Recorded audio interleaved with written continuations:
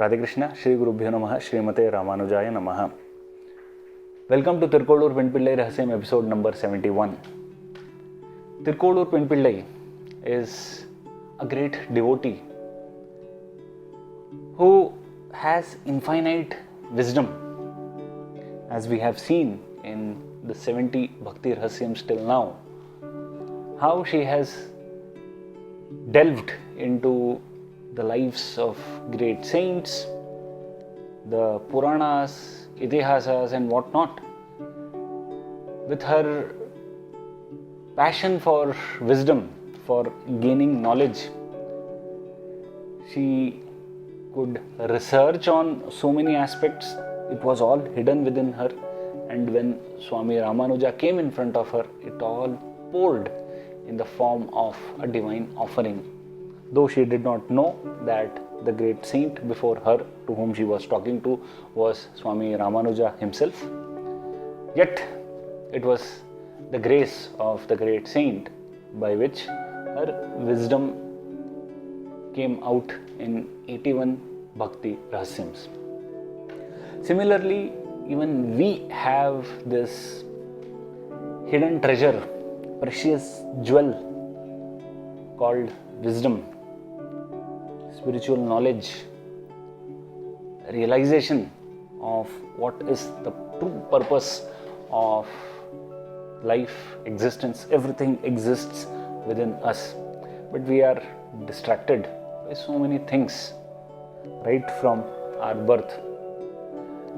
So in a way, these precious treasures are covered by these distractions, but by remembering Swami Ramanuja, chanting his names, Srimate Ramanujaya Namaha, slowly even we will be able to uncover all these jewels sitting within us which are hidden, and then we will also be able to realize the real spiritual knowledge. So that is what Swami Ramanuja is doing by reading about him, by understanding in greater depths about his lifetime, about his pastimes when he was in this earth thousands of years ago, by listening to various spiritual activities, great feats he has done during his incarnation. It is capable of purifying us and helping to develop a better connect with the Supreme. Now, coming back to this Bhakti Rahasyam, Thirukkolur Penpillai is benchmarking herself with one more great acharya of Swami Ramanuja himself. One point before we get into the Rahasyam is, this thing has puzzled me, that Thirukkolur Penpillai, in fact in the last so many Rahasyams, she is benchmarking herself with the great saints, with the incidents, episodes which involved Swami Ramanuja himself. So this great saint is standing before her, listening to her Rahasyams with rapt attention, and she is just producing statements which involved Swami Ramanuja.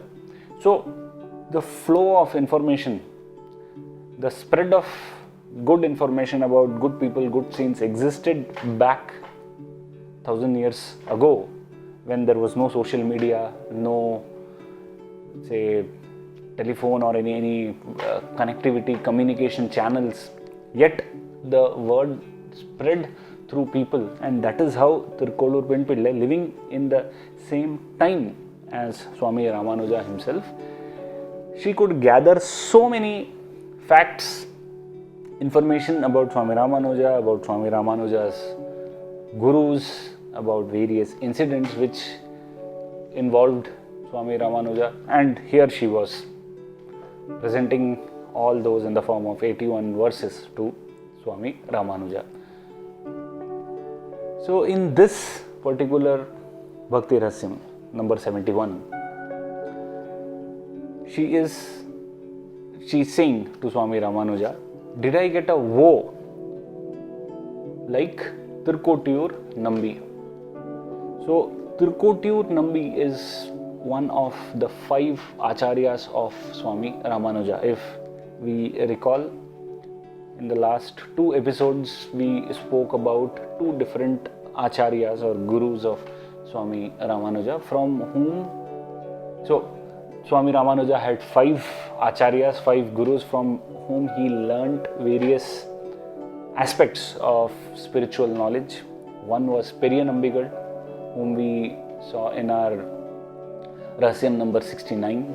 Then in the episode number 70 we saw about Tirmalai Andan. Now in Rahasyam number 71 she speaks about Thirukkotiyur Nambi, the toughest master.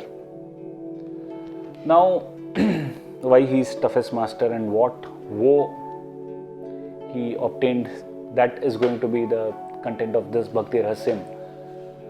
Now, when Swami Ramanuja was learning various aspects of spiritual knowledge from Periya Nambigal, so indeed Periya Nambigal did all the rituals to bring Swami Ramanuja into the fold of Sri Vaishnavism. So Swami Ramanuja learnt a lot about the great compositions of the Azhwars from Periya Nambigal. Now a time had come when Periya Nambigal told Swami Ramanuja that he should approach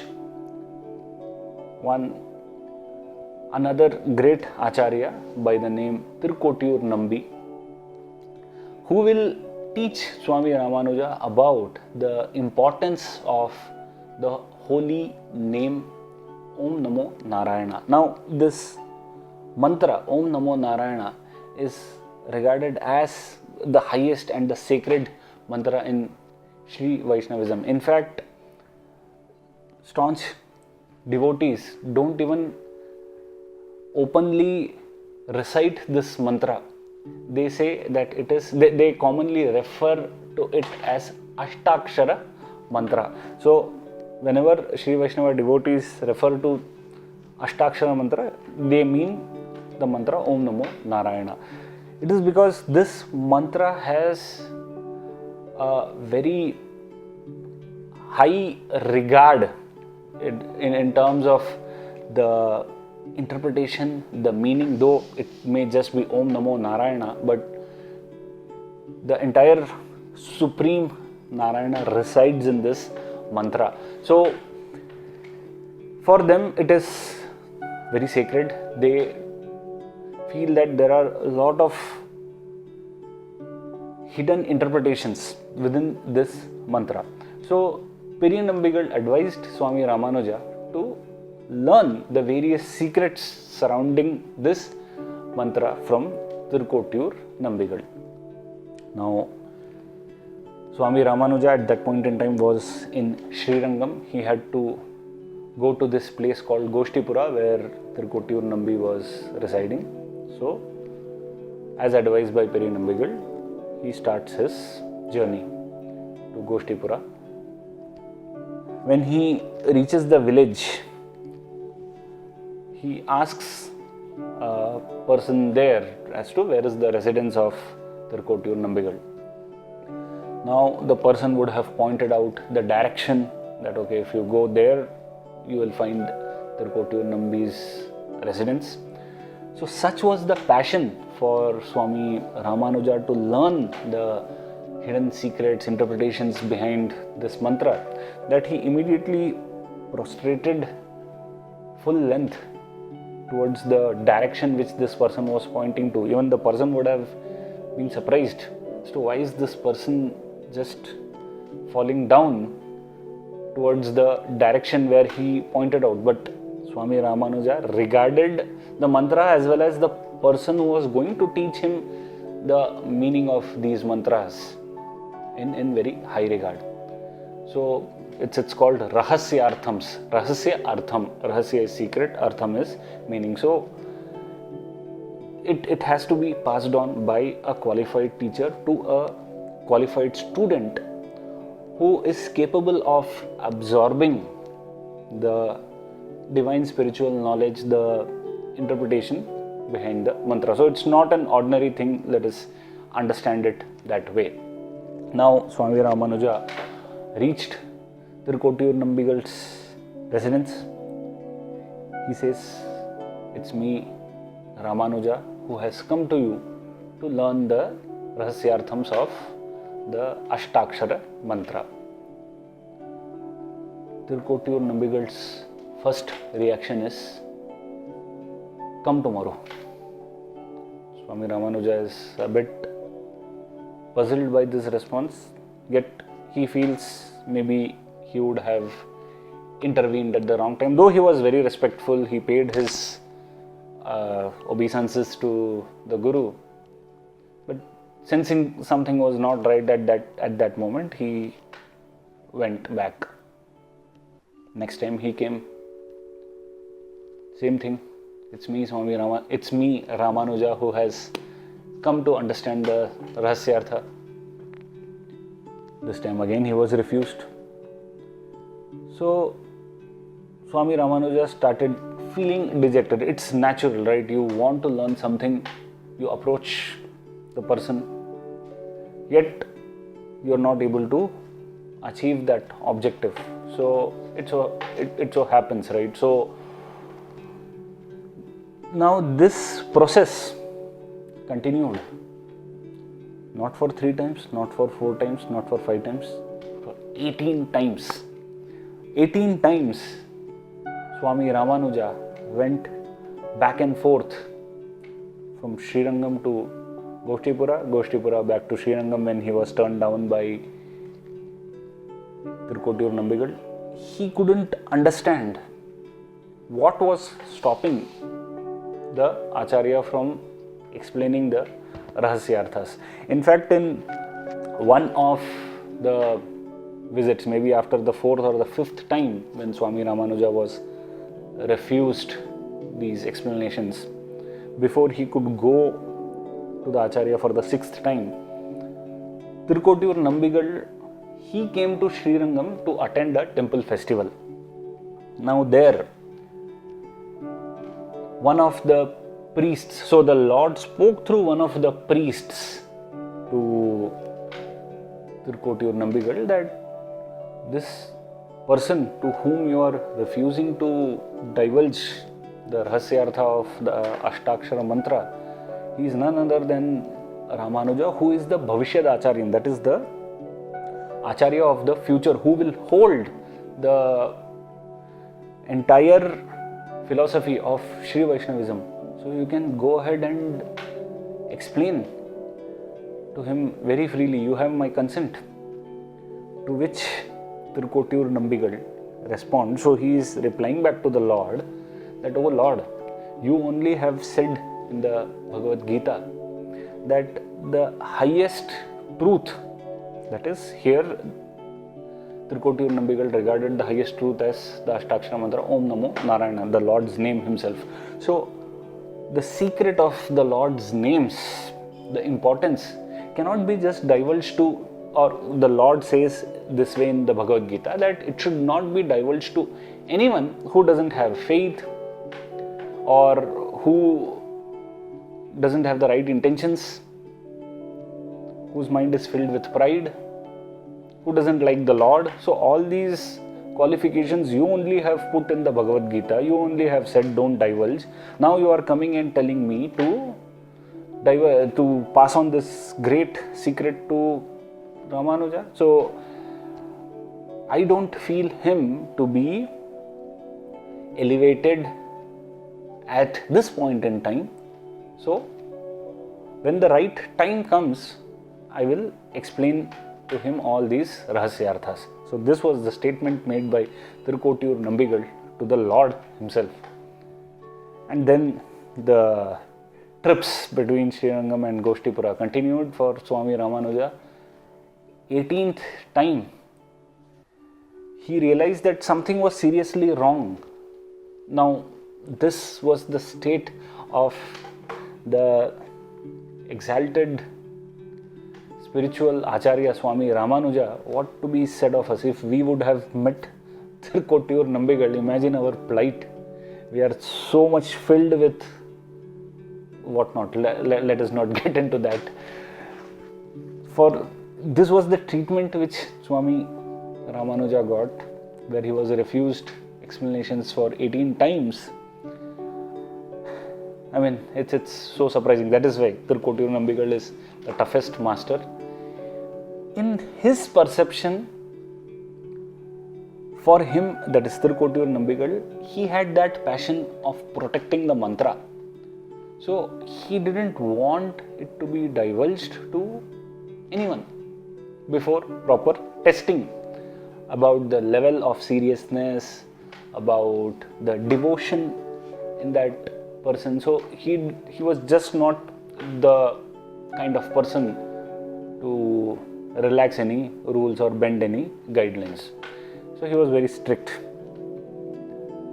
When 18th time Swami Ramanuja came, he paid his obeisances to Thirukkotiyur Nambi by saying that, so every time it's me Ramanuja who has come. So Ramanuja felt that it was this I, the feeling of pride, the ego, maybe it would have hindered the progress. So when he comes for the 18th time, he says, this is your disciple who is requesting the Rahasyarthas. By then, like even Swami Ramanuja had been lamenting, had been crying that he was not able to get this Rahasyartha. So many people who saw him in that state, they also went and explained to Thirukkotiyur Nambi. So Thirukkotiyur Nambi felt that the time had come when Ramanuja had repented. He now repented for maybe the pride and the ego. It could be there. So now it was the right time. So again, I mean, for 18 times, why he refused, and at the 18th time, what made him go and give the mantra to Swami Ramanuja, it is known to Thirukkotiyur Nambi only and to the Lord. So we can see that he would have wanted Swami Ramanuja to rise up to a particular level in devotion before divulging the secret. So when the time came, Swami Ramanuja met Thirukkotiyur Nambi. Thirukkotiyur Nambi gets a vow from Swami Ramanuja that I am going to tell you this highly regarded spiritual secret. That is the secret and interpretations of the name Om Namo Narayana.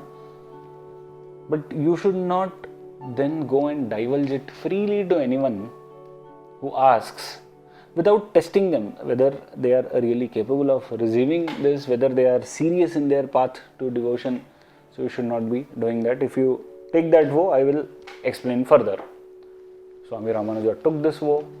So Thirukkolur Penpillai here, she is comparing or benchmarking this incident where at the 18th time when Thirukkotiyur Nambi, while explaining the Rahasyarthas, he made Swami Ramanuja take the vow that this will not be freely disseminated to anyone or everyone who is seeking it, just because of the importance of the mantra. Now, what made Thirukkolur Penpillai benchmark this particular action? Maybe she would have thought that Thirukkotiyur Nambi, with his full strictness, so he definitely knew the greatness of Swami Ramanuja, his own guru, that is Thirukkotiyur Nambi's acharya, Alavandar, had himself told that Swami Ramanuja is going to be the acharya of the future who will hold Sri Vaishnavism.